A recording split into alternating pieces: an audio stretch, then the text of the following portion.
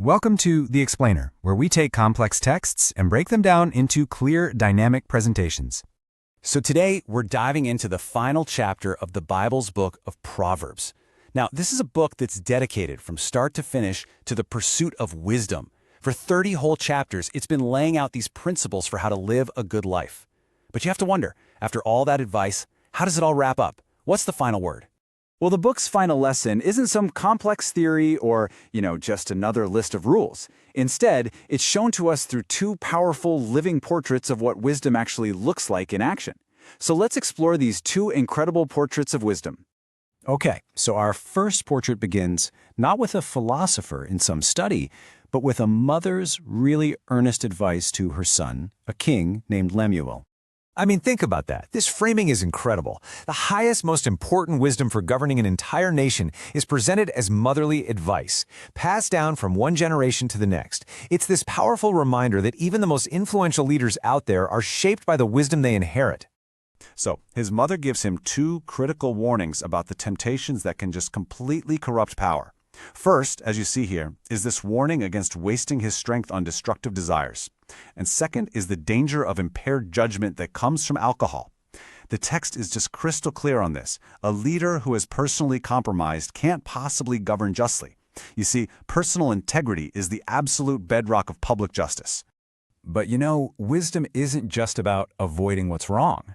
It's about actively, passionately pursuing what is right. The crucial point here is this command to use your power for something bigger than yourself. The instruction is so direct, so active. Use your voice, use your authority to defend the people who have neither. So for the king, wisdom is not some private, personal virtue. No, it is public, it's compassionate, it's action. It's about taking the strength and the privilege of his position and channeling all of it to uplift the most vulnerable people in his society. This is wisdom on a national scale. And now we get to the second portrait, and the focus just shifts dramatically. We're moving from the throne room all the way to the household. And what's really cool is that the text itself changes here, moving from that direct instruction to a beautiful, detailed poem. The poem kicks off with this question, right? And it introduces this archetype of wisdom that is so practical, so diligent, and just incredibly capable. The question itself implies that she's rare, and that her value is immense. It really sets the stage for everything that follows. And this line just brilliantly illustrates her worth. We're told right away, this isn't about money. Her character, her actions, her very being are presented as more precious and way harder to find than the most expensive jewels you can imagine. So then the poem just dives into all her qualities. She's a foundation of trust for her family, a tireless worker, she's both physically and emotionally strong, she's generous to those in need, and she's a source of kind wisdom. This is not a passive character at all. This is a portrait of dynamic, active virtue. Now, what's really fascinating about this portrait is her economic power. This isn't just about managing a home. She is a full-fledged entrepreneur. I mean, let's just trace the process here. She evaluates real estate and invests in property. Then, with her own earnings, she diversifies her business by planting a vineyard. Then she manufactures high-quality textiles. And finally, she manages a whole supply chain to sell her goods to merchants. I mean, this is a savvy, productive business person. And all of this diligence, all of her business smarts, they're all channeled into one central purpose: making sure her entire household thrives. Her work provides security, prosperity, and it prepares them for the future. As the text puts it so memorably, her lamp does not go out by night. This is such a powerful image. The text does mention that she wears fine linen and purple, but her true clothing, what really defines her, is her internal character, her strength, and her honor, and that is the source of her confidence and her joy.